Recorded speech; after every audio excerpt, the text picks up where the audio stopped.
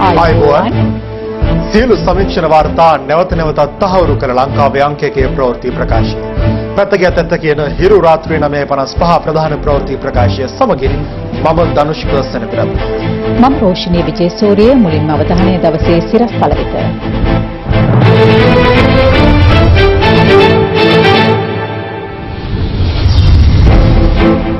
රටේම ජන ජීවිතය සහ ආයතන යථා තත්ත්වයට පත් කිරීමේ පළමු අදියර මැයි 11 සඳුදා ආරම්භයි. පෞද්ගලික ආයතන විවෘත කිරීමේ වේලාව පෙරවරු 10 ලෙස නියම කෙරේ. අද කොරෝනා ආසාදිතින් 25ක්. සමස්ත ආසාදිතින් සංඛ්‍යාව 690 දක්වා ඉහළට. ලොව පුරා මිලියන ගණනකගේ රැකියා අහිමිව ඇති පසුබිමක ලෝක කම්කරු දිනය සැමරේ. රුසියානු අගමැතිට හා පාකිස්තාන කතානායකටත් කොරෝනා වෛරසය දෙසැම්බර් අග දක්වා පැවතිය හැකි බවට සිංගප්පූරුවෙන් අනතුරු ඇඟවීමක්. අගමැතිගේ කැඳවීම සමගි ජනබලවේගය සහ ජවිපේ ප්‍රතික්ෂේප කරයි. කිරිපිටි මිල වැඩි කිරීමට පාරිභෝගික අධිකාරියෙන් දේශීය සමාගම් වලට අවසර. කමර්ෂල් බැංකුවේ ඩිජිටල් බැංකු සේවා සමග නිවසේදීම බැංකු කටයුතු සිදු කරගන්න. COVID-19 ව්‍යාප්තියේ දැඩි අවධානමක් පවතින කොළඹ ගම්පහ කළුතර සහ පුත්තලම දිස්ත්‍රික්කවල ඇඳිරි නීතිය තිබියදී දිවිනී ජන ජීවිතය සහ ආයතන ක්‍රියාකාරීත්වය යථා තත්ත්වයට පත් කිරීමේ පළමු පියවර මැයි මාස 11 වන සඳුදා සිට ආරම්භ කරන බව ජනාධිපති මාධ්‍යංශය පවසනවා. මෙතර මැයි මාස 6 වෙනිදා රාත්‍රී 8ට දිවයිනටම බලපැවැත්වෙන පරිදි ක්‍රියාත්මක වන ඇඳිරි නීතිය මැයි 11 වන සඳුදා අලියුම 5 දක්වා බලපැවැත්වෙනු ඇති. දවසේ පුවත නිවේදනයක් නිකුත් කරමින් ජනාධිපති මාධ්‍යංශය සඳහන් කරන්නේ කොළඹ ගම්පහ කළුතර සහ පොත්තලම දිස්ත්‍රික්ක ඇතුළු දිවයිනේ අනෙකුත් දිස්ත්‍රික්කවල අත්‍යවශ්‍ය සේවා පවත්වා ගැනීම ඇතුළු ජන ජීවිතය සහ ආර්ථිකය යථා තත්ත්වයට පත් කිරීම පිණිස රාජ්‍ය පෞද්ගලික දේශීය ආයතන 11 වෙනි සඳුදා සිට විවෘත කර පවත්වාගෙන යා යුතු බවයි. ඒ සඳහා සේවා අවශ්‍යතා සැලකිල්ලට ගනිමින් අවශ්‍ය සැලසුම් සකස් කරන ලෙස ආයතන ප්‍රධානීන්ට දැනුම් දෙන අතර ආයතන විවෘත කොට පවත්වා ගැනීමේදී සෞඛ්‍ය බලධාරීන් නියම කර ඇති මාර්ගෝපදේශ පිළිපැදිය යුතු බවට එම නිවේදනයේ සඳහන්. එමෙන්ම දෙපාර්තමේන්තු සංස්ථා මණ්ඩල ඇතුළු රාජ්‍ය ආයතනවල සේවයට කැඳවිය යුතු සේවක සංඛ්‍යාව ආයතන ප්‍රධානියාගේ අභිමතය අනුව තීරණය කළ යුතු අතර පෞද්ගලික අංශයේ ආයතන විවෘත කළ යුත්තේ උදෑසන 10ටයි. මේ අතර කොළඹ ගම්පහ කළුතර සහ පුත්තලම දිස්ත්‍රික්ක හැර සෙසු දිස්ත්‍රික්කවලට පනවා ඇති ඇඳිරි නීතිය මැයි මාස 4 වෙනි සඳුදා අලුයම 5ට ලිහිල් කරන අතර යලි එදිනම රාත්‍රී 8ට පැනවෙනු ඇති. මැයි මාස 6 වන බදාදා දක්වා එම දිස්ත්‍රික්ක සඳහා ඇඳිරි නීතිය බලපෑත්වෙන්නේ රාත්‍රී 8 සිට අලුයම 5 දක්වා වන අතර බදාදා දිනේදී එම දිස්ත්‍රික්ක සඳහාද යලි පැනවෙන ඇඳිරි නීතිය මැයි මාස 11 වෙනිදා අලුයම 5 දක්වා ක්‍රියාත්මක වනු ඇති. ඒ අනුව මැයි මාස 6 වෙනිදා රාත්‍රී 8 සිට මැයි මාස 11 වෙනිදා තෙක් අලුයම 5 දක්වා සමස්ත දිවයිනටම ක්‍රියාත්මක වන පරිදි ඇඳිරි නීතිය බලපෑත්වෙනවා. දවසේ පුවත මොනිටර් ඩේටා මාට් ඇප් එක ඩවුන්ලෝඩ් කරගෙන ඕනෑම ඩේටා ප්ලෑන් එකක් සක්‍රිය කරගන්න. අද දිනේ නව COVID-19 ආසාදිතින් 25 දෙනෙකු හඳුනාගෙන තිබෙනවා. ඒ සමග මෙරටින් වාර්තා වන සමස්ත COVID-19 ආසාදිතින් ගණන 690ක් දක්වා ඉහළ ගියා.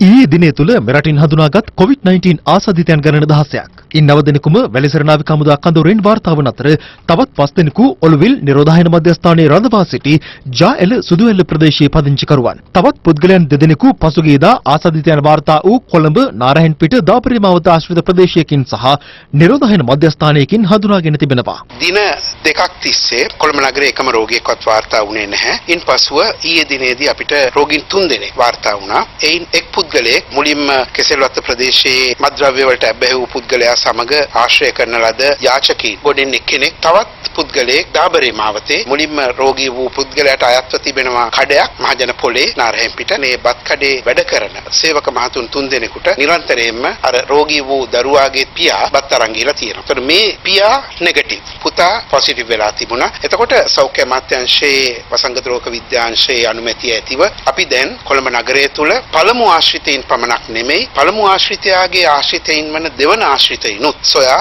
ඔවුන්ට PCR පරීක්ෂණ සිදු කිරීම සිදු කරනු ලබනවා. මෙහි ඍජු ප්‍රතිඵලයක් ලෙස මේ දෙවන ආශ්‍රිතයා පොසිටිව් බවට අපිට ඊයේ දැනගන්න ලැබුණා. ඉන් අනතුරුව අද දිනේදී නාරහෙම්පිට මහජන පොලේ රැඳී සිටින වහපු කඩවල් වල සහ ආශ්‍රිත සිටින සියලු දෙනාගේම ආම්බු සාම්පල් ලබා ගැනීම සිදු කරනු ලැබුවා. ඊයේ දිනේ ඔළුවිල් නිරෝධායන මධ්‍යස්ථානයෙන් හඳුනාගත් ජායල ප්‍රදේශයේ ආසාදිතයන්ගේ පවුල්වල සියලු සමාජිකයන් ස්වයං නිරෝධායනයට යොමු කිරීමට ප්‍රදේශීය මහජන සෞඛ්‍ය පරීක්ෂකවරුන් පියවර ගත්තේ මෙලෙසින්. මම කියලා ගියේ මම ඇවිල්ලා කියන්නම් ඉන්න කියලා. දැන් අරයා ඊයේ රෑ පොසිටිව් වුණා. එතකොට අද ආවේ දැන් ඉන්න කට්ටිය බලලා කී දෙනෙක්ගේ ආයෙ සාම්පල් ගන්න ඕනද මේක මර්ධනය කරගන්නේ කොහොමද කියන එක බලන්න. ඒ මිනිස්සු අපට ලොක්කියා කියපුවම කොහොමද මේක කරන්නේ? මෙරටින් පළමු COVID-19 ආසාදිතයා පසුගිය 11 වෙනිදා හඳුනාගෙන යනු අතර ගෙවි ගිය අප්‍රේල් මාසය තුල මෙරටින් ආසාදිතයන් වාර්තා වූයේ මෙලෙසින්. ඒ අනුව ඊයේ දිනේ වන විට දිවයිනේ දිස්ත්‍රික්ක 4ක හැර සෙසු සියලු දිස්ත්‍රික්කවලින් COVID-19 ආසාදිතයන් වාර්තා වූ අතර එය දිවයින පුරා ව්‍යාප්ත වූයේ මේ ආකාරයෙන්.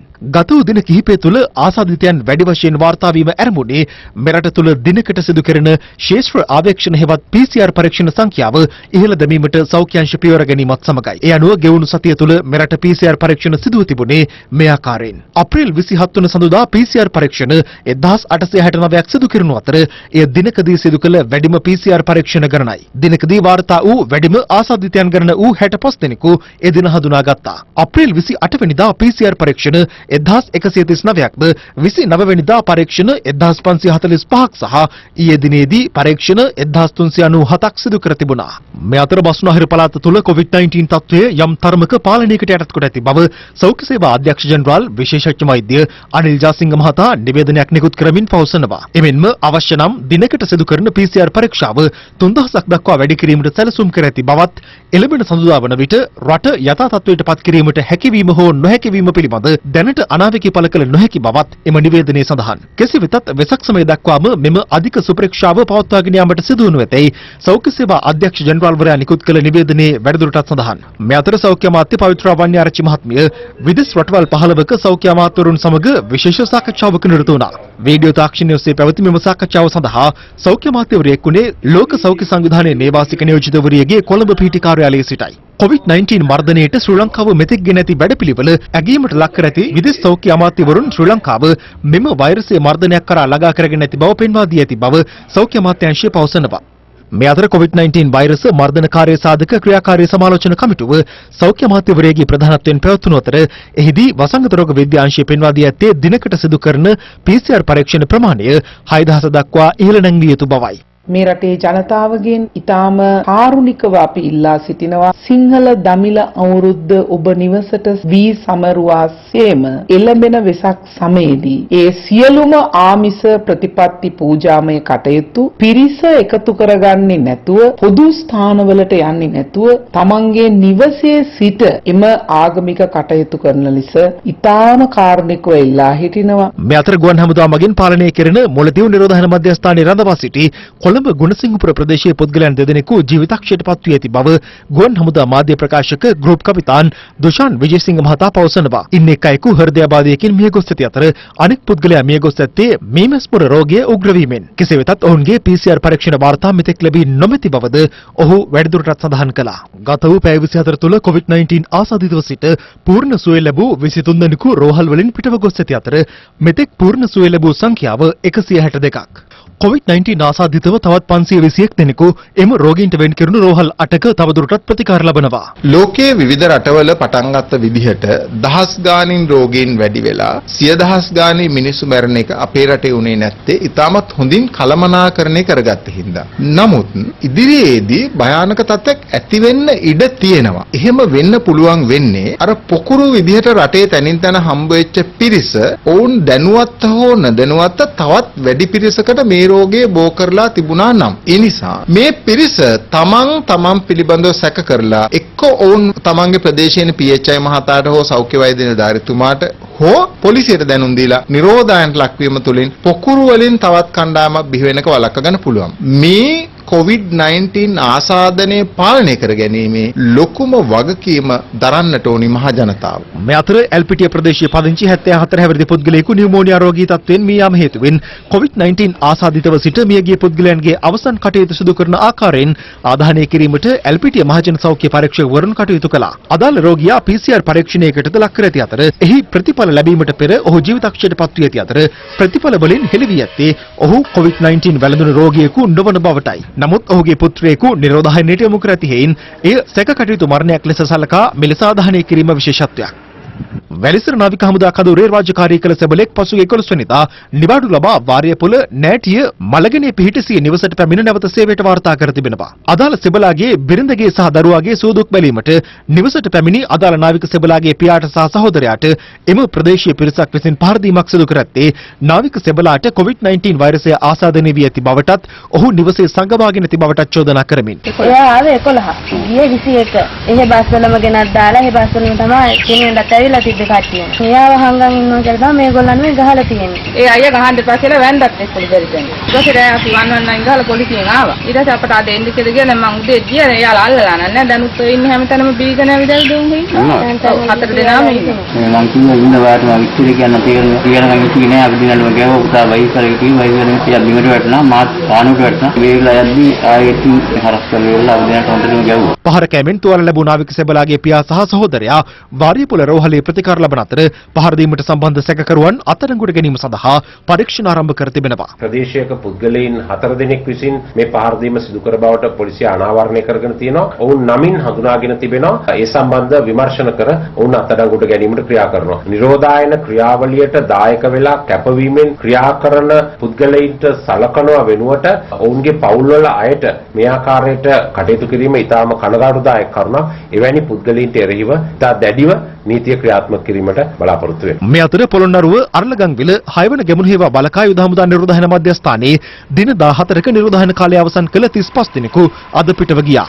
මෙලෙස නිරෝධායනය අවසන් කර පිටව ගියේ රාගම රෝහල් කාර්ය මණ්ඩලයට අයත් පිරිසක්. 30 වසරක යුද්ධයක් ඉවර කරපු ශ්‍රී ලංකා යුද්ධ හමුදාව වශයෙන් ගත්තාම අපිට කියන්න කිසිම දෙයක් නැහැ. අපි ආව දවසේ ඉඳලා අපිට හොඳට මෙතන සැලකුවා. ගෙදර ඉන්නවට වැඩිය අපි හොඳට සතුටින් මෙතන කාලය ගත කරා. ඕසත් ගතිගුණ තියෙන පිරිසක් තමයි ශ්‍රී ලංකා යුද්ධ හමුදාව අපගේ උත්තමාචාර්ය ඔබට උද කරනවා. මේ අතර බුත්තල ප්‍රාදේශීය රෝහල් කාර්ය මණ්ඩලය සිය ආතතිය දුරු කර ගැනීම සඳහා ගීත ගායනා කරමින් විනෝද වන අයුරු දක්නට ලැබුණා.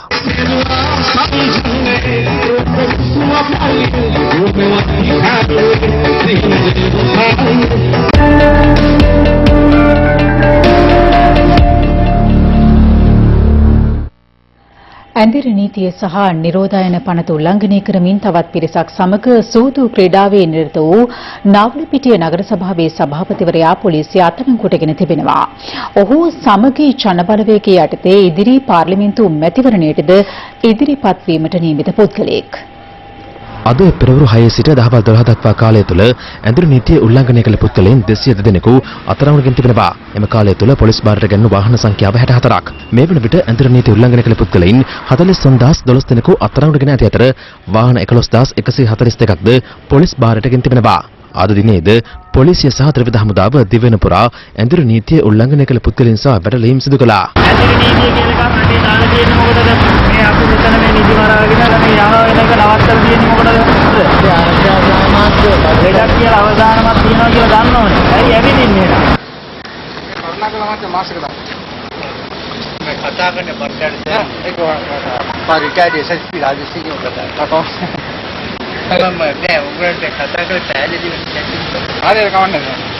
ඒක ආ දුර ඉස්සන් දෙන්න ඉගෙන ගියක් ආපහු ඉස්සන් ආවේ. දැන් ඔයාට කතාවට යන්නේ නෙවෙයි මුන් කියන්නේ. කොයි පස්සේ බස් එකකට යන්නේ මුන් කියන්නේ. ඔයා ටිකට් කරනවා. ඔයා නිකන් අමුතුවෙක් කෙනෙක් නෙවෙයිනේ. වහන්න කරුණා කරලා. නෑ නෑ ඔබ ඊට දාලා වහන්න. වෙන්නේ නේද? මම විනාඩි 10ක් දෙන්නම්. අයියෝ ඔක මේක අරගෙන ඉන්නේ. නෑ නෑ ආයේ කෝපිය දවස්වල පිටි බාන්නේ ඒවා බන්නේ. දවස් තුනයි ඉන්ටර්නෙට් එක දාලා දෙන්නේ. ඒ තුනවත් හරියට කරන්න. මේ අතර ඇඳුරු නීතිය අතරතුර ගිනිගත් හේන අඹගම ප්‍රදේශයේ සංචාරක හෝටලයක මත්පැන් පානය කරමින් සූදු ක්‍රීඩාවේ නිරත වූ එක්සත් ජාතික පක්ෂය නියෝජනය කරන නාවලපිටිය නගර සභාවේ සභාපතිවරයා ඇතුළු 8 දෙනෙකු පොලිසිය අත්අඩංගුවටගෙන තිබෙනවා. අත්අඩංගුවටගත් සභාපතිවරයා ඉදිරි පාර්ලිමේන්තු මැතිවරණය සඳහා සමගි ජනබලවේගයෙන් මහනුවර දිස්ත්‍රික්කයට ඉදිරිපත් වන අයෙක්.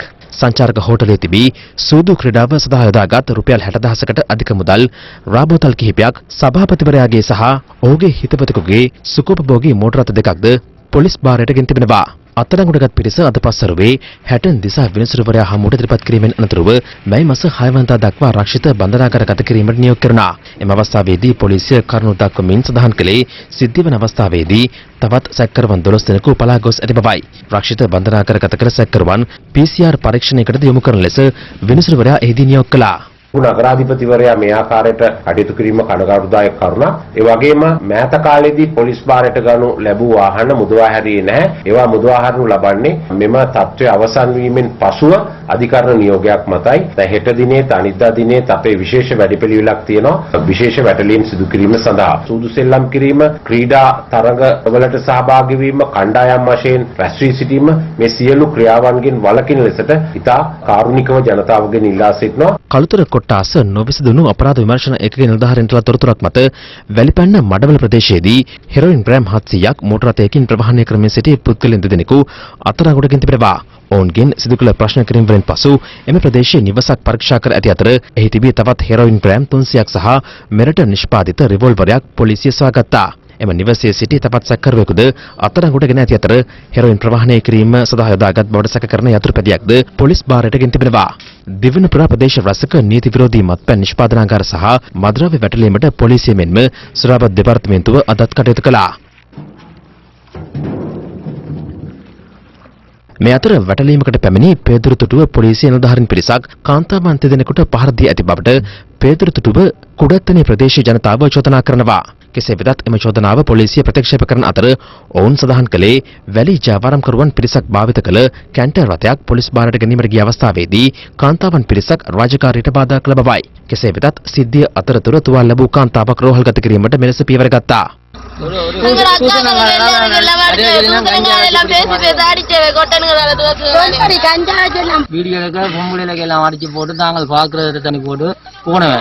ඊයේ පස්වරුවේ මිනුවන්ගොඩ පීලවත ප්‍රදේශයේ නිවසකට ඇතුළු වී වතුර මෝටරයක් සොරකම් කළ පුද්ගලයෙකු ප්‍රදේශවාසීන් විසින් අල්ලා ගැනීමෙන් අනතුරුව පොලිසියට බාර දීමට කටයුතු කළා. අපි දැකපු ගමන් මූ මේ පැත්තට පැන්නා. අනේ රත්තරන් අයියේ මට chance එකක් දෙන්න හැදෙන්නේ. එක chance. බෝ එකපාරක් ගත කරලා. අනේ අයියේ මට එක chance එකක් හැදෙන්න එකම chance එකක් දෙන්න තාම. ගාන්න. මේ අතර ජීවනෝපාය අහිමි වූ පුද්ගලයන් සඳහා ලබා දෙන රුපියල් 5000 දීමනාව ලබා ගැනීම සඳහා ග්‍රෑන්ඩ් පාස් නිව් බසාර් ග්‍රාම සේවා වසමේ ජනතාව වැසි නොතකා පෝලිම්වල රැඳී සිටියේ මේ අයුරින්. දෙහිඅත්ත කණ්ඩිය ලිහිණියාගම සල්පිටකම් පිරිසකට රුපියල් 5000 දීමනාව නොලැබීම සම්බන්ධයෙන් සාකච්ඡා කිරීම සඳහා ගම්වාසීන් නිවසකට රැස් වූ අවස්ථාවේදී දීමනාව ලැබුණු සහ නොලැබුණු පිරිස අතර උණුසුම් තත්ත්වයක් තිබුණා.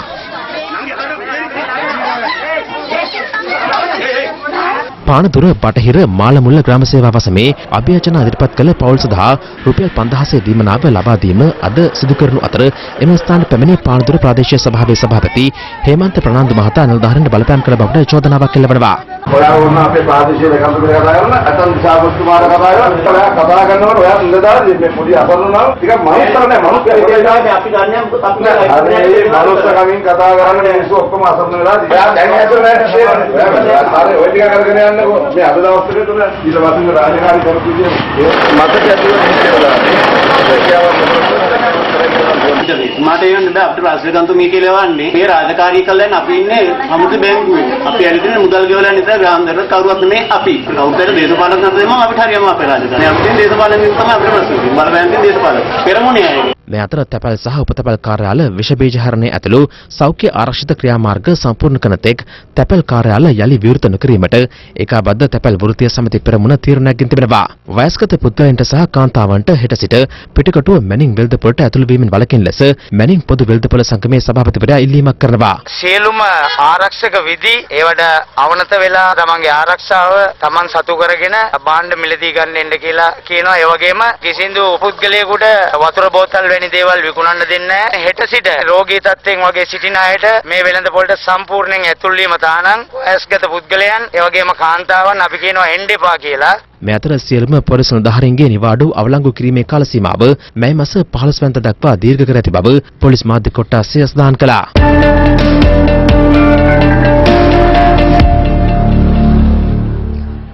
COVID-19 වෛරසය ආසාදනය වීමෙන් ලෝපුරා මියගිය පුද්ගලයන් සංඛ්‍යාව 2,34,713 දක්වා ඉහළ ගොස් තිබෙනවා. ලොව රටවල් රැසකින් මේ වන විට වාර්තා වන ආසාදිතයින් සංඛ්‍යාව 33,000කට අධිකයි. මේ අතර රුසියානු අග්‍රාමාත්‍යවරයාද මාරාන්තික COVID-19 වෛරසයට ගොදුරු වී ඇති අතර සිංගප්පූරුවේ විශ්වවිද්‍යාලයක් අනාවැකි පළ කරන්නේ මාරාන්තික වෛරසය මෙම වසරේ දෙසැම්බර් අවසන් සතිය වන තෙක් පවතිනු ඇති බවයි. ගෝලීය බලවතුන් මෙන්ම රාජ්‍ය නායකින්ද අවස්ථාවන් රැසකදී පීඩාවට සහ මවිතයට පත් කළ මාරාන්තික COVID-19 වෛරසය තමන්ටද ආසාදනය වී ඇති බව 54 හැවිරිදි රුසියානු අග්‍රාමාත්‍ය මිකාኤල් මිෂුස්ටින් ඊයේ අනාවරණ කළා. රුසියානු ජනාධිපති ව්ලාදිමිර් පුටින් සමග සජීවීව වීඩියෝ ඇමතුමක් ඔස්සේ සම්බන්ධ වූ මිෂුස්ටින් අග්‍රාමාත්‍යවරයා රෝගී තත්ත්වයේ හේතුවෙන් හුදකලාව ප්‍රතිකාර ලැබමින් පසුවන බව දැනුම් දී ඇති අතර తాවකාලිකව සිය දූරයේ කටයුතු නොකරන බවද දැනුම් දී තිබෙනවා. ලොව විශාලතම රාජ්‍ය වන රුසියාවෙන් ගත වූ පැය 24 තුළ නව ආසාදිතයින් 7,000කට අධික සංඛ්‍යාවක් වාර්තා වීමත් සමග සමස්ත ආසාදිතයින් සංඛ්‍යාව 1,06,498 දක්වා ඉහළ ගියා. එරටින් වාර්තා වන පුද්ගල මරණ සංඛ්‍යාව 10කට අධිකයි. COVID-19 වෛරසය ආසාදනය වී අසාධ්‍ය තත්ත්වයෙන් පසු වූ බ්‍රිතාන්‍ය අග්‍රාමාත්‍ය බොරිස් ජොන්සන් පූර්ණ සුවය ලැබීමෙන් පසු එක් වූ පළමු මාධ්‍ය සාකච්ඡාවට ඊයේ රාත්‍රියේදී සහභාගී වුණා. එහිදී ඔහු අනාවරණ කළේ බ්‍රිතාන්‍ය COVID-19 බලපෑමේ උච්චතම අවස්ථාව පසු කර ඇති බවයි. කෙසේ වෙතත් ගත වූ පැය 24 තුළ යුරෝපා කලාපයේ වැඩිම පුද්ගල මරණ සංඛ්‍යාව බ්‍රිතාන්‍යයෙන් වාර්තා වුණු අතර එරට සිදු ඇති සමස්ත පුද්ගල මරණ සංඛ්‍යාව 26,000 අභිබවනවා. යුරෝපා කලාපයේ වෛරස් ව්‍යාප්තියේ කේන්ද්‍රස්ථානයන් වී ඇති ඉතාලියෙන් සහ ස්පාඤ්ඤයෙන් වාර්තා වන පුද්ගල මරණ සංඛ්‍යාව 52,000කට අධිකයි. මේ වන විට ලොව වැඩිම ආසාදිතයින් පිරිසක් සහ පුද්ගල මරණ සංඛ්‍යාව වාර්තා වන ඇමරිකාවෙන් ගත වූ පැය 24 තුළ වාර්තා වූ පුද්ගල මරණ සංඛ්‍යාව 2,201ක්. නව ආසාදිතයින් 30,829ක් ඊයේ දිනය තුළ වාර්තා වීමත් සමග සමස්ත ආසාදිතයින් සංඛ්‍යාව දැක්ුණේ 10,95,023ක් ලෙසින්. මාරාන්තික වෛරස් අවදානම පහව ගොස් නොමැති පසුබිමක පසුගියදා ඇමරිකානුවන්ට කැලිෆෝනියා ප්‍රාන්තයේ වෙරළ තීරයන් විවෘත වූ අතර නැවතත් එම වෙරළ තීරයන් වසා දැමීමට ප්‍රාන්ත රජය අද පියවර ගත්තා. ලොස් ඇන්ජලිස්සේ සෑම පුද්ගලයෙකුටම කොවිඩ් පරීක්ෂණ කට්ටලයක් නොමිලේ ලබා දීමට ලොස් ඇන්ජලිස් පාලන අධිකාරිය පියවරගෙන තිබෙනවා. COVID-19 වෛරසය මිනිසුන් විසින් නිර්මාණය කරන ලද හෝ විද්‍යාගාරයක් තුළ ජානමය වශයෙන් වෙනස් කරන ලද වෛරසයක් නොවන බවට ඇමරිකාවේ බුද්ධ්‍යංශ වාර්තාවන් පෙන්වා දෙනවා. කෙසේ වෙතත් ඇමරිකානු ජනාධිපතිවරයා ලෝක සෞඛ්‍ය සංවිධානයට චෝදනා කරමින් සහ ඇමරිකානු බුද්ධ්‍යංශ වාර්තාවන්ට අභියෝග කරමින් සඳහන් කරන්නේ COVID-19 වෛරසය වූහාන්හි විද්‍යාගාරයකින් සමාජයට නිරාවරණය වූ වෛරසයක් බවට තහවුරු කිරීමට තමන්ට දැඩි විශ්වසනීය සාක්ෂි පවතින බවයි. World Health Organization should be ashamed of themselves. They're like the public relations agency for China. මේ අතර එක්සත් ජාතීන්ගේ සංවිධානයේ මහලේකම් අන්තෝනියෝ ගුටෙරස් අවධාරණය කරන්නේ ලෝක නායකයින් වෛරසය මැඩලීම කෙරෙහි ප්‍රමාණවත් අවධානය යොමු කර නොමැති බවත් ඔවුන් එක්සත් විය යුතුම මොහොතක බල අරගලයක නිරත වන බවයි. It is obvious that there is a lack of leadership. The international community is divided in a moment where it be more important than ever to be united. And where we see power, we do not see the necessary leadership. ගත වූ පැය 24 තුළ ඉන්දියාවෙන් නව ආසාදිතයින් 1,801 දෙනෙකු වාර්තා වූ අතර නව මරණ 75ක්ද වාර්තා වුණා. ඉන්දිය මාධ්‍ය වාර්තා කරන්නේ ඇමරිකාව තුළ ඉන්දියානුවන් 7,600ක පිරිස මව් රට බලා පැමිණීමට නොහැකිව රැඳී සිටින බවයි. මේ අතර පාකිස්තාන ජාතික සභාවේ කතානායකවරයා වන අසද් කයිසර් හටද COVID-19 වෛරසය ආසාදනය වී ඇති බවට විදේශ මාධ්‍ය වාර්තා කළා. වෛරසයේ ව්‍යාප්තිය ආරම්භ වූ චීනයෙන් ඊයේ දිනේදී වාර්තා වූයේ නව ආසාදිතයින් 12 දෙනෙකු පමණක් වන අතර එරට බොහෝ සංචාරක කලාපයන් පුද්ගලයන්ගෙන් පිරිගොස් ඇති අයුරු විදේශ මාධ්‍යයන් වාර්තා කළේ මේ අයුරින්. මේ අතර පවතින තත්ත්වය තවත් මාස 6ක කාල සීමාවක් පැවතුනහොත් නිසි පෞල් සංවිධානාත්මක ක්‍රමවේද නොමැති වීම හේතුවෙන් මිලියන 7ක් පමණ අනපේක්ෂිත ගැප් ගැනීම් වලට ලොව පුරා කාන්තාවන් ලක්වීමේ දැඩි ප්‍රවණතාවයක් පවතින බවට එක්සත් ජාතීන්ගේ ජනගහන අරමුදල පෙන්වා දෙනවා. මේ අතර COVID-19 ගෝලීය වසංගතය ලබන දෙසැම්බර් මාස තෙවන සතිය වනතේ පවතිනු ඇති බවට සිංගප්පූරුවේ තාක්ෂණික විශ්වවිද්‍යාලයක් අනාවැකි පළ කරනවා. මේ වන විට වාර්තා වී ඇති COVID-19 ආසාදිත රෝගීන් සහ අදාළ රටවල රෝග ව්‍යාප්තිය පදනම් කරගනිමින් සිදු කළ පරීක්ෂණයක් අනුවයි. මහ ජනතාව නිරන්තරයෙන් නිරීක්ෂණයට ඔවුන්ගේ ශරීර උෂ්ණත්වය මැන බැලිය හැකි කණ්ණාඩි යුගලයන් චීනීය ආරක්ෂක නිලධාරීන් භාවිතයට ගෙන තිබෙනවා. මේ අතර බ්‍රිතාන්‍යයේ ජාතික සෞඛ්‍ය පද්ධතිය දිරිගැන්වීමට එරට වැසියන් අත්පොලසන් දෙමින් කටයුතු කරන ආකාරයයි මේ. ඊට වෛරසයට ගොදුරුව පූර්ණ සුවය ලැබූ අග්‍රාමාත්‍ය ජොන්සන් ද එක් වී සිටියා. ඉස්පාඤ්ඤයේ රෝහලක සෞඛ්‍ය කාර්ය මණ්ඩල නිලධාරීන් පිරිසක් එම රෝහලේ දැඩි සත්කාර ඒකකයේ සේවය කරන වෛද්‍යවරුන් දිරිගන්වන අයුරුයි මේ. මේ මිචිගන්හි කොවිඩ් ආසාදිත යුවලා පූර්ණ සුවය ලැබීමෙන් පසු ප්‍රථම වරට සිය අලුත උපන් බිරිඳා දැක ගන්න ආකාරයයි.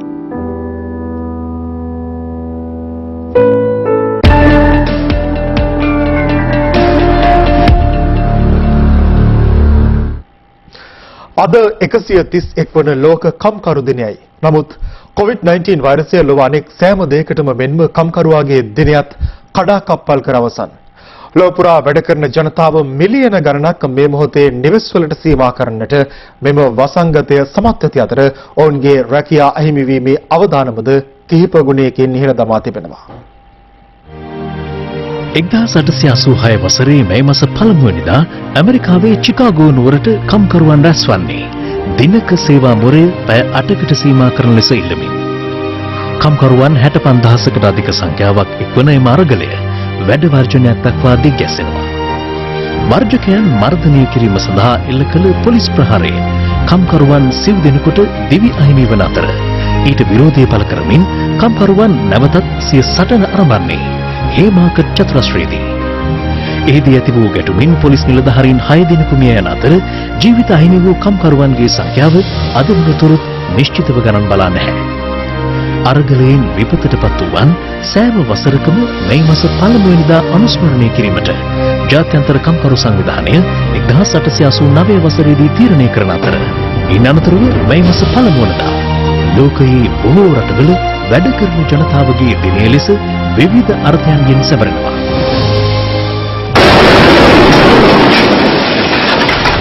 නමුත් පසුගිය වසරේදී මෙරට කම්කරුවාට ඔවුන්ගේ දිනය අහිමි වන්නේ පාස්කු ඉරිදා එල්ල වූ අන්තවාදී ම්ලේච්ඡ ත්‍රස්ත ප්‍රහාරය හේතුවෙන්. අවාසනාවකට මෙවරත් මුළු ලෝකයටම කම්කරු දිනය සිහිනයක් බවට පත් කරන්නට COVID-19 වසංගතයේ සමත්ව අවසන්. මේ පෙර වසරවලදී මෙරට කම්කරු දිනයේ සැමරූ ස්ථානවල අද තත්වයයි.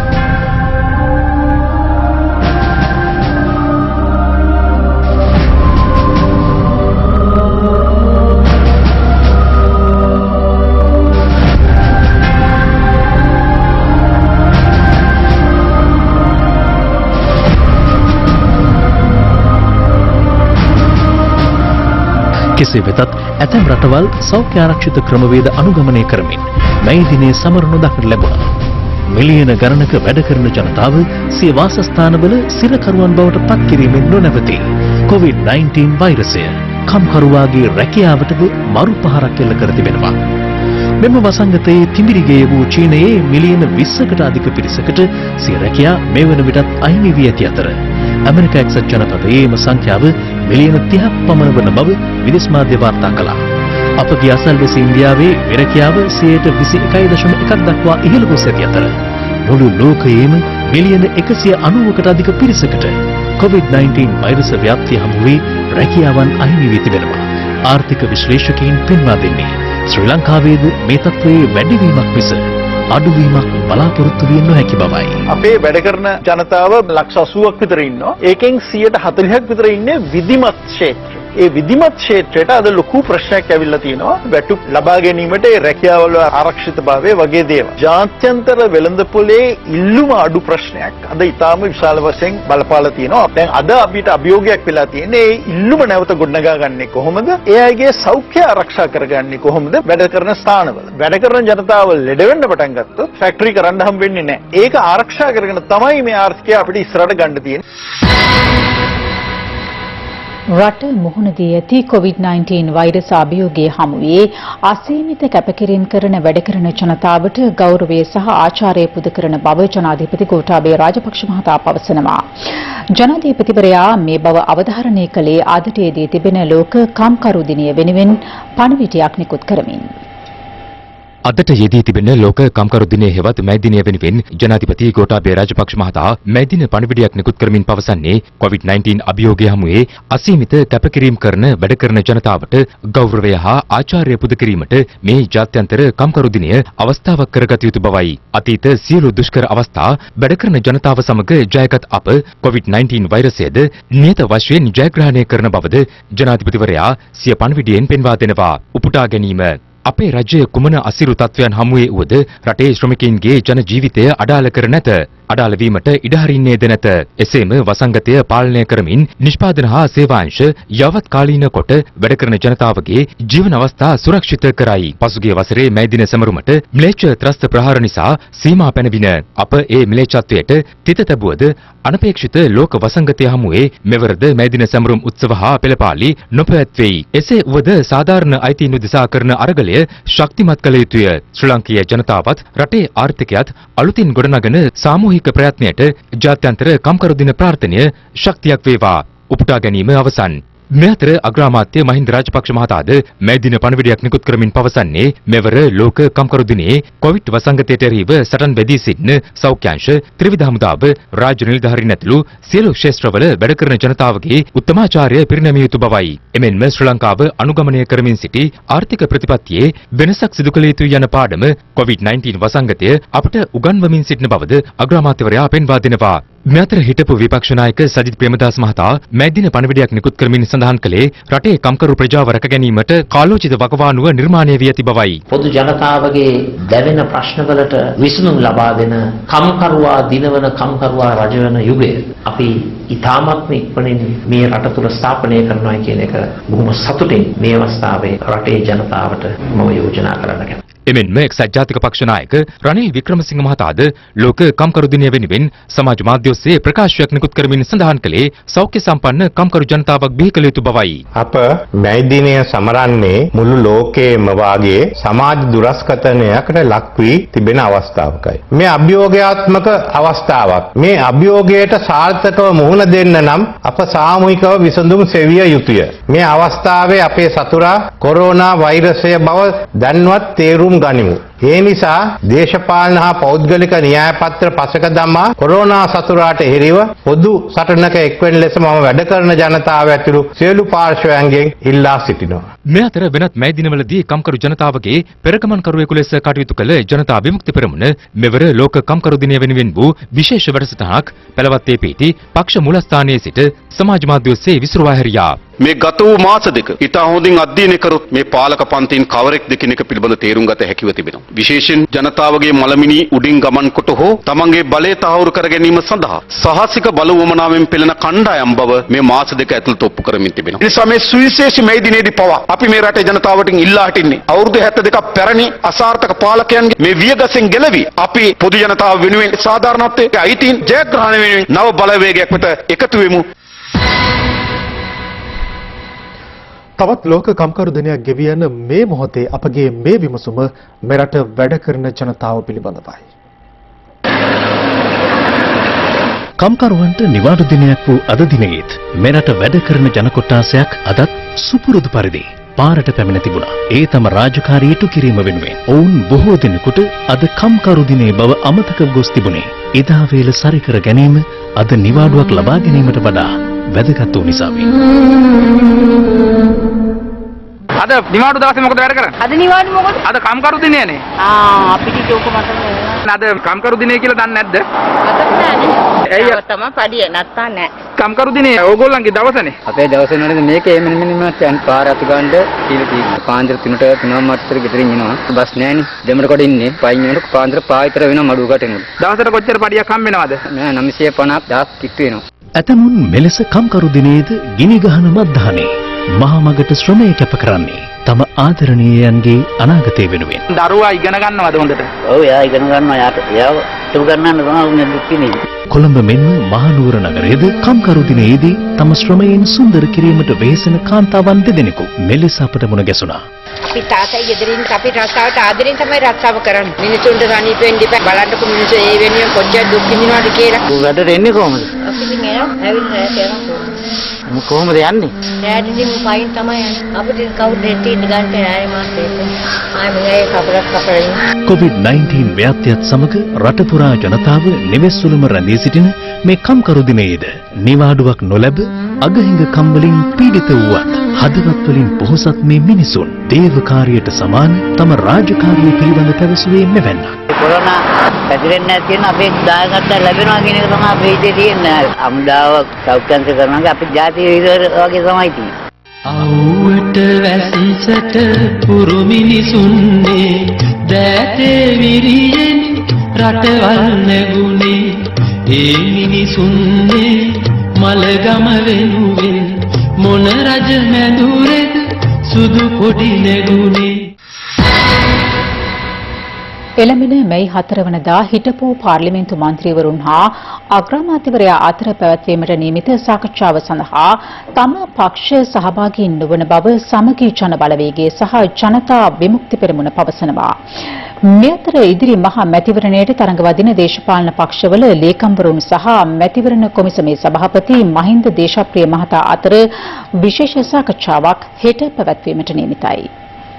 පවතින තත්ත්වය සම්බන්ධයෙන් සාකච්ඡා කිරීම සඳහා අග්‍රාමාත්‍ය මහින්ද රාජපක්ෂ මහතා විසින් විසිරුවා හරින ලද පාර්ලිමේන්තුවේ පක්ෂ විපක්ෂ සියලු මන්ත්‍රීවරුන් විශේෂ සාකච්ඡාවක් සඳහා ලබන සඳුදා අරලියගහ මන්දිරයට කැඳවා තිබෙනවා.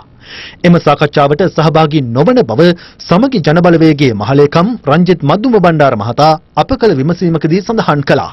අග්‍රාමාත්‍ය කාර්යාලය අපිට දැන්නුවා අරලියගහ මන්දිරයේ තියෙන හිටපු මන්ත්‍රීවරුන්ගේ රැස්වීමට එන්න කියලා. සමගි ජන බලවේගී සියලුම නායකයෝ තීන්දුව කරා මේකට සම්දා මේ ආරාධනාවට අපි යන්නේ නැහැ. අදාළ සාකච්ඡාව සඳහා ජනතා විමුක්ති පෙරමුණද සහභාගී නොවන බව දන්වා තිබෙනවා. ග්‍රාමාත්‍යවරයාට අවශ්‍ය වී තිබෙන්නේ දේශපාලන පක්ෂවල අදහස් විමසීම නම් ඒ සඳහා පක්ෂ නායක රැස්වීමට අපි සූදානම් සහභාගී වෙන්න. හැබැයි මේ 225 අරලියගහ මන්දිරයට කැඳවලා සෙල්ලම් පාර්ලිමේන්තුවක් කැඳවීමේ ප්‍රතිඵලය කුමක්ද? ඒ දේශපාලන පක්ෂවල අදහස් ලබා ගැනීම වුමනාවද? එසේ නැත්නම් විවස්ථාවෙන් තමන් හිර වී තිබෙන ගැටලුවට විසඳුම් සොයා ගැනීමද? විවස්ථා අර්බුදයක් මතුවෙමින් තිබෙනවා. එය පාර්ලිමේන්තුවේ කැඳවීමෙන් හෝ අධිකරණයට අමුවට යාමෙන් තමයි විසඳුම් ලබාගත හැකි වන්නේ. ඒ නිසා අද අපි ලිඛිතව අග්‍රාමාත්‍යවරයාට දැනුම් දෙනවා අපි කිසිසේත්ම සෙල්ලම් පාර්ලිමේන්තුවට සහභාගී වෙන්න සූදානම් නොමැති බව. දේශපාලන ගුණ්ඩු වලට අහු වෙන ජනතා විමුක්ති පෙරමුණ සූදානම් නැති බවත් අපි මේ වෙලාවේ කියන්න සූදානම්. මේ අතර අදාළ සාකච්ඡාව සහ පාර්ලිමේන්තුව නැවත කැඳවීම සම්බන්ධයෙන් පක්ෂ විපක්ෂ හිටපු මන්ත්‍රීවරුන් මෙලෙස අදහස් පළ කළා.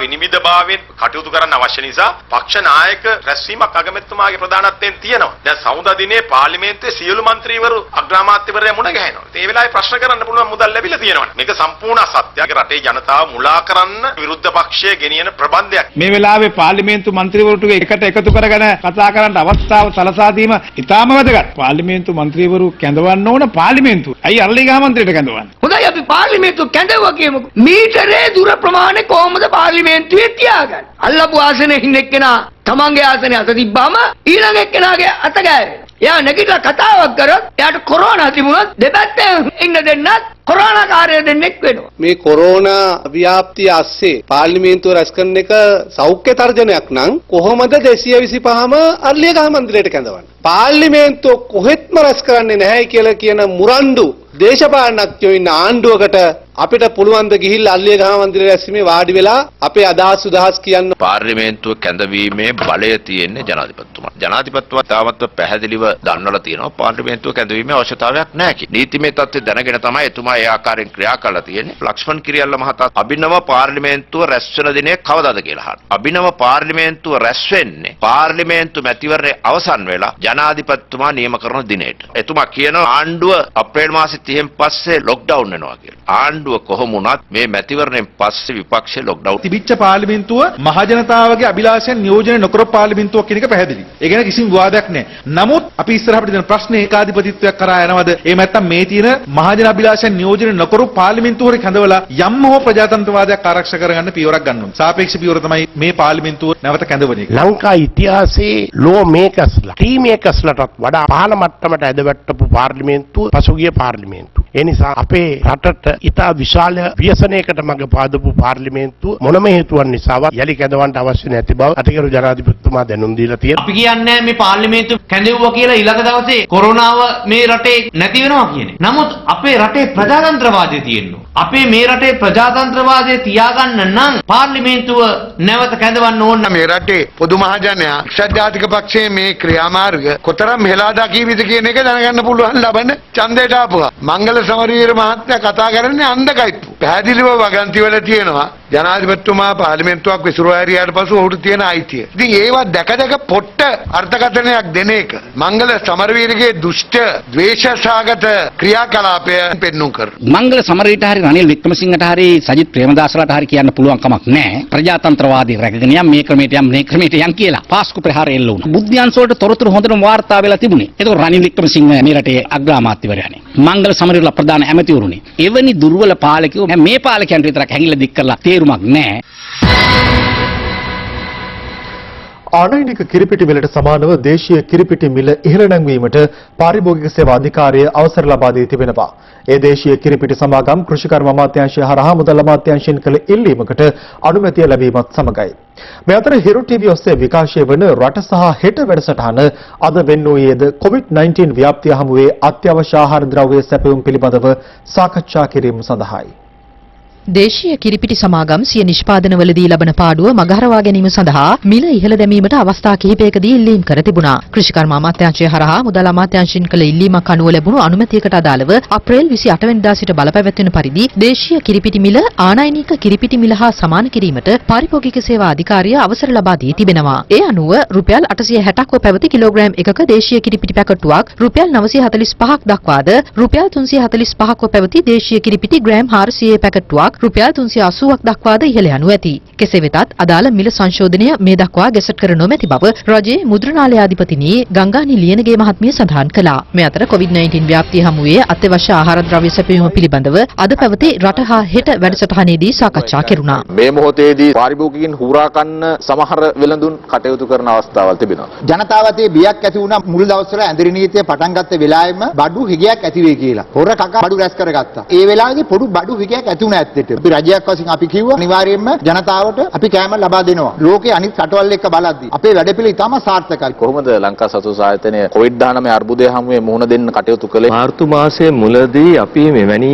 COVID ව්‍යාසනයකට හෝ මෙවැනි මේ ලොක්ඩවුන් එකකට සූදානම් වෙලා හිටියේ නැහැ. සූදානම් වෙලා හිටියා කිව්වොත් ඒක සම්පූර්ණයෙන්ම බොරු. දවස් දෙක තුනක් ඇතුළත අපට තේරුණා මේක මේ දීර්ඝකාලීන වෙන්න දෙයක්. ඒ නිසා අපටත් සිදු වුණා අපගේ සේවක සේවිකාවන්ව ඉදිරියට ගෙනියන්නේ. කොරෝනා තියෙන වෙලාවේ කාටත් සමාජයේ ජීවිතය ගැන බයක් තියෙනවා. අපේ ළමයි ජීවිතය පරදුවට තබලා ඉස්සරහට ආවා. වර්තමානයේ පවතින මේ වසංගත තත්ත්වයත් එක්ක කිසිදු සේවා සැපයීමක් රාජ්‍ය ආයතනයක මැදිහත් වීමක් මම දැක්කේ නැහැ මේ මොහොතේ. මේක ඉතාම බරපතල තත්ත්වයක්. අපි බඩු බෙදලා දෙන්නේ දිස්ත්‍රික් ලේකම්ට තමයි අපි දෙන්නේ. මේ දිස්ත්‍රික් ලේකම්තුමා ප්‍රාදේශීය ලේකම්ට දෙනවා. ප්‍රාදේශීය ලේකම් තමනට තියෙන වාහනයකෝ සමුද්‍රි නිලධාරී, සමාජ සේව නිලධාරී, ඒ නිලධාරීලා මහින් ඒක බෙදා හරිනවා. ඒ විදියම සෞභාගාර සමිතියෙහින් සාමාන්‍ය සතෝස ආයතනට යනවා. එතුමා ග්‍රාම නිලධාරී මහින් හෝ ප්‍රාදේශීය ලේකම් මහින් අපිට දැනුම් දෙන්න පුළුවන්. හොට්ලයිනකට කැම නැහැ කිව්වොත් අපිට ප්‍රාදේශීය ලේකම් මහින් එක යවන්නත් පුළුවන්. මේ ලංකාවේ වෙලා තියෙන්නේ ඒ ග්‍රාම නිලධාරීවෝ ඉන්නවා සමහර මිනිස්සු ඉන්නවා හරියට තමු ජොබ් එක කරන්නේ. ඇත්තම කියනවා. සමහර ප්‍රාදේශීය ලේකම් ඉන්නවා හොඳට වැඩ කරන මිනිස්සු ඉන්නවා සමහර මිනිස්සු හරියට ජොබ් එක කරන්නේ. මේක හදන්න ඕන හරියට. කොවිඩ් ව්‍යසනයේ වෙනකොට යම්කිසි මුදලක් මිනිස්සු අතේ ඇත්තටම තිබුණා. නමුත් මේ වෙනකොට මිනිස්සුන්ගේ ආර්ථික තත්ත්වය වැටිලා. ඊයේ වෙනකොට බදුල්ල සතස ආයතනයේ පරිප්පු කිලෝ එකක් රුපියල් 175යි. ගරු ජනාධිපතිතුමා විසින් ලක්වැසියන්ටම පරිප්පු කිලෝ එකක් රුපියල් 65කටත් ටින් මාළු 1 රුපියල් 100කටත් ලබා දුන් විශේෂ වර්පසාදය. මේක කොවිඩ් එක සම්බන්ධ නැහැ. මේ දෙක සම්බන්ධ කරගන්න එපා. කොවිඩ් එක පැමිණීමත් සමගම ඇමරිකානු ඩොලර් එකේ උද්දමනය වීමත් සමගම අපට සිද්ධ වුණා රජය විසින් මේ සහන මිල නැති කරා. භාණ්ඩාගාරයට තියෙන පීඩනය වැඩි නිසා. ආනයනය කරලා වෙළඳපොළට ගෙන්නන්නේම තියෙනවානේ. දැන් මේවා සමහර විට අඩුපාඩු වෙන්න පුළුවන් ඉදිරියට. මට ඍජුව කියන්න පුළුවන් එකම දෙයයි ඉදිරි මාස 9 හෝ 12 තුලදී ඔබගේ ජීවිතය පුළුවන් තරම් සරල කරගන්න. මොකද ඔබ හිතන්න එපා සිංහල අවුරුද්දට කලින් තිබිච්ච ජීවිතය ඉදිරි වකවානුවේ වෙයි කියලා. ඒක වෙන්නේ නැහැ. මොකද අපගේ ජීවිතය සම්පූර්ණයෙන්ම වෙනස් වෙනවා. මේක ගෝලීය වශයෙන් තියෙන ප්‍රශ්නයක්.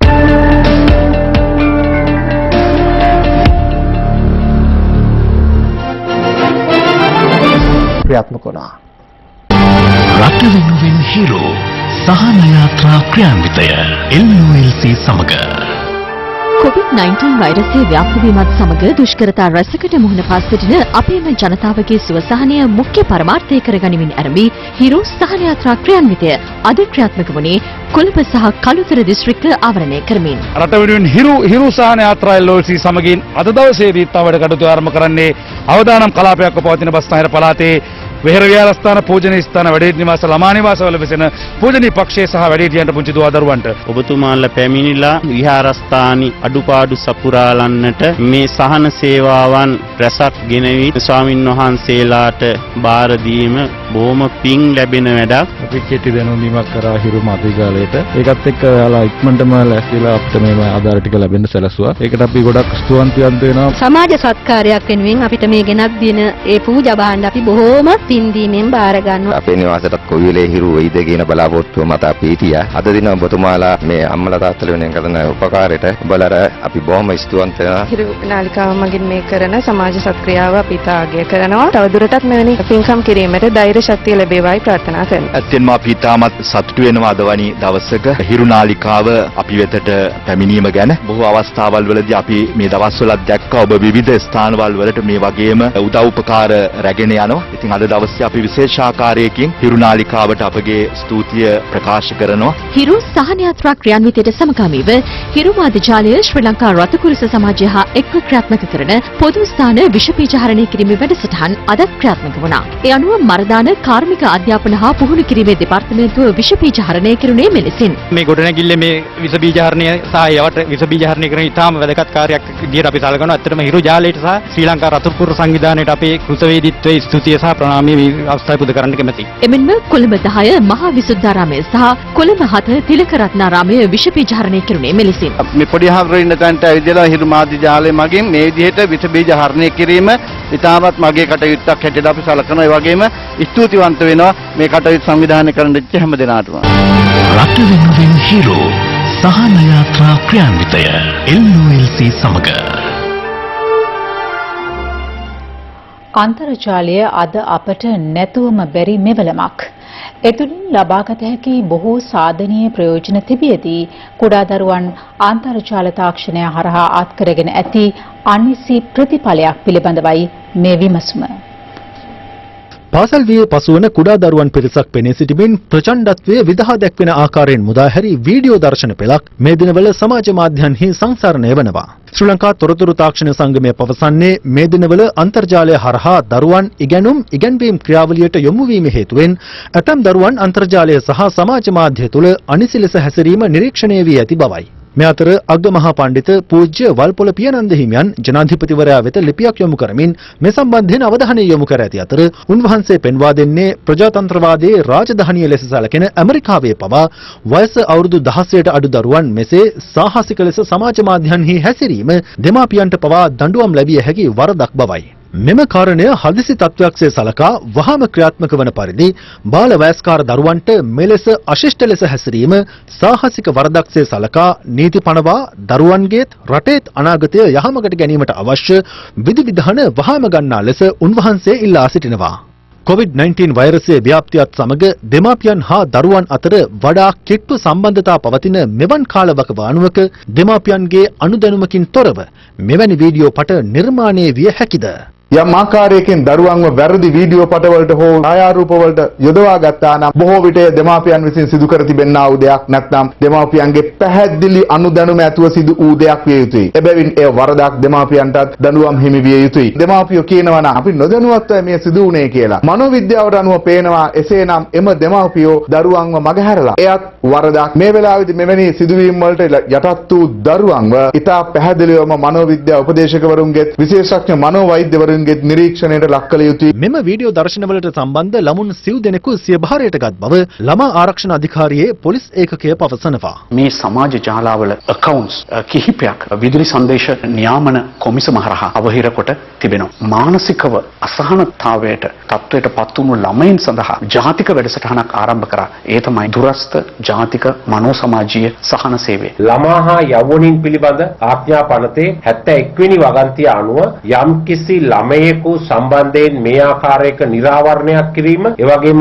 අපරාධයකට නැඹුරු කරවීම එම නීතිය යටතේ වරදක් වෙනවා. ලංකා දඬු නීති සංග්‍රහයේ 308 වෙනි වගන්තිය යටතේ මෙවැනි ආකාරයකට ළමයි නිරාවරණය කිරීම, ඒ වගේම ඒ තුලින් යම් ආකාරයක කටයුතු කිරීම වරදක් බවට සඳහන් වෙනවා. විශේෂයෙන්ම අපරාධ නීතිය යටතේ වරදක් සිදු කර තිබෙනවා නම් එවැනි අවස්ථාවකදී අවුරුදු 10ක කාලයක් දක්වා බන්ධනාගාරගත කිරීමේ හැකියාවක් අධිකරණයකට තිබෙනවා. දෙමාපියන් වන ඔබ කිසිසේත් ඔබේ දරුවා පාලම් බෝක්කු කඩපිල්වල නිකරුණේ කාලයකා දමන රස්තියාදුකාරයෙකු වනවා දැකීමට සිහිනකින්වත් නොසිතනවා නිසකයි.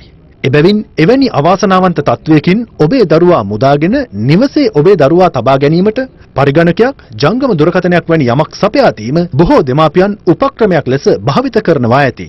නමුත් ඔබේ දරුවා බිම් මට්ටමේ රස්තියාදුකාරයෙකු නොවීම පිළිබඳ ඔබ බොහෝසේ සතුටු වුවත් නවීන රස්තියාදුකාරයෙකු වී සිටීදැයි ඔබ මේ වනතෙක් සොයා බැලුවාද? රැකියා විරහිත උපාධිධාරීන්ට ලබා දීමට තීරණය කර තිබූ රුපියල් 20000ක දීමනාව ඉදිරි පාර්ලිමේන්තු මැතිවරණය අවසන් වන තෙක් වහාම ක්‍රියාත්මක වන පරිදි අත්හිටුවීමට කටයුතු කරන ලෙස මැතිවරණ කොමිසම විසින් ලිඛිතව දන්වා ඇතැයි සම කැබිනට් ප්‍රකාශක අමාත්‍ය ආචාර්ය බන්දුල ගුණරත්න මහතා පවසනවා. ඔහු මේ බව ප්‍රකාශ කළේ රාජ්‍ය ප්‍රවෘත්ති දෙපාර්තමේන්තුවේ අද පෙරවරුවේ පැවති ප්‍රවෘත්ති සාකච්ඡාවකදී. කොරෝනා වසංගතයෙන් ජනතාවගේ ජීවිත බේරා ගැනීම සඳහා ජාතික ප්‍රමුඛතා ඇති වගකීම ලෙස කටයුතු කරන නිසා නිදහස් වෙළඳ කලාප තුලත් ඉන් පිටතත් බොහෝ කර්මාන්ත ශාලා මේ වන විට වසා දමා තිබෙනවා. ඒ වසා දමා තිබෙන කර්මාන්ත ශාලාවල සේවකයන් ඉවත් කිරීම හා වැටුප් නොගෙවීම හෝ වැටුප් ගෙවීම සම්බන්ධයෙන් ඇතිවෙලා තියෙන ගැටලු පිළිබඳ කම්කරු දෙපාර්තමේන්තුවේ විශේෂ වෙබ් පිටුවකට තමන්ගේ දුක්ඛ දෝමනස්සේ ඉදිරිපත් කිරීම සඳහා අවශ්‍ය විධිවිධාන සලස්සලා තියෙනවා. විදේශගතව සිටින ශ්‍රමිකයන්ට කිසියම් ප්‍රශ්නයක් තිබෙනවා නම් විදේශ සේවා නියුක්ත කාර්යාංශයේ විශේෂිත දුරකථන අංකයක් 1989 මෙම දුරකථන අංකය පැය 24 තුලම වැඩ කරන බව එතුමා කැබිනට් මණ්ඩලයට දැනුම් දුන්නා. රැකියා විරහිත සියලුම උපාධිධාරීන් රැකියා ලබා දීම නාම යෝජනා වලට කලින් සිදු කළ බව රට දන්නවා. පුහුණුව ලබා දීම නැවැත්තුවත් කොයිට් වසංගතයේ ඇතිවීමත් ඒ තුලින් දුෂ්කරතාවයට පත්වීමත් කරන කොටගෙන අධිකරු ජනාධිපතිතුමා කැබිනට් මණ්ඩලයක් තීරණය කළා අර සහන පැකේජය යටතේ රුපියල් 20000 බැගින් ගෙවන්න කියලා උපාධිධාරී අභ්‍යාසලාභී සියලු දෙනාට. නමුත් මැතිවරණ කොමිසම විසින් මැතිවරණයේ අවසන් වෙන තෙක් එවැනි දීමනාවක් ගෙවන්නට නොහැකි බව ලිඛිතව දැනුම් දීලා තිබෙනවා. මැතිවරණ කොමිසමේ නියෝග වලට අවනත වෙන නීතියට ගරු කරන රජයක් ලෙස අපිට මේ මැතිවරණ කොමිසමේ නියමයේ පිළිබඳ නොසලකා හැර රුපියල් 20000ක දීමනාවක් උපාධිධාරීන්ට ගෙවන්න නොහැකි වෙන බව කනගාටුවෙන් වුණා දැනුම් දෙන්න අවශ්‍යයි.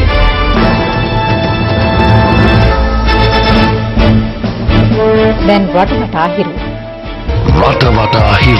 රට තුළ පවතින COVID-19 වෛරස ව්‍යාප්තිය හේතුවෙන් සෞඛ්‍ය හා දේශීය වෛද්‍ය අමාත්‍යාංශය විසින් මහා සංඝරත්නය හා බෞද්ධයින් මෙවර වෙසක් උත්සවය සැමරීමේදී අනුගමනය කළ යුතු ආකාරය පිළිබඳ උපදෙස් මාලාවක් ඉදිරිපත් කර තිබෙනවා. මේ අතර මහා සංඝරත්නය ඉල්ලා සිටින්නේ නිවෙස් වල සිට ආගමික වතාවත් වලට මුල් තැනදී වෙසක් උත්සවය සමරන ලෙසයි. වෙනත් වර්ෂවල වගේ තොරණ ආදී දන්සැල් ආදී සිද්ධ කිරීමට අපහසු නිසා ඒ තමන්ට යමක් පරිත්‍යාග චේතනාවෙන් සිද්ධ කරගන්න පුළුවන් නම් ඒවා මේ කොරෝනා වසංගතයෙන් පීඩා විඳින ඒ පිරිසට පරිත්‍යාග වශයෙන් ලබා දීමට පියවර ගැනීමත් සුදුසුයි. තමන්ගේ නිවසේ ඉඳලා දහම හරියටම අර්ථවත් කරගන්න පුළුවන් වෙසක් පෝයක් අපට උදා වෙන්නේ. අපි ඒ නිසා මේ වෙසක් දිනය නිවසේ ඉඳලම අර්ථවත් කරගනිමු. මා හිතන්නේ ඒක තමයි උතුම්ම බුද්ධ පූජාව. දිවංගත හිටපු ජනාධිපති රණසිංහ ප්‍රේමදාස මහතාගේ 27 වෙනි ගුණ සමරුව නිමිත්තෙන් කොළඹ අලුත්කඩේ උසාවි සංකීර්ණ අසල පිහිටි එතුමාගේ පිළිරුවට පුෂ්පෝපහාර දැක්වීම අද සිදු කෙරුණේ හිටපු විපක්ෂ නායක සජිත් ප්‍රේමදාස මහතාගේ ප්‍රධානත්වයෙන්. ඊයේ පස්වරුවේ මින්නේරිය ප්‍රදේශයට ඇදහැළුණු වර්ෂාවත් සමග කුඩා ඉස්කැට පතිත වී තිබුණේ මෙලෙසින්.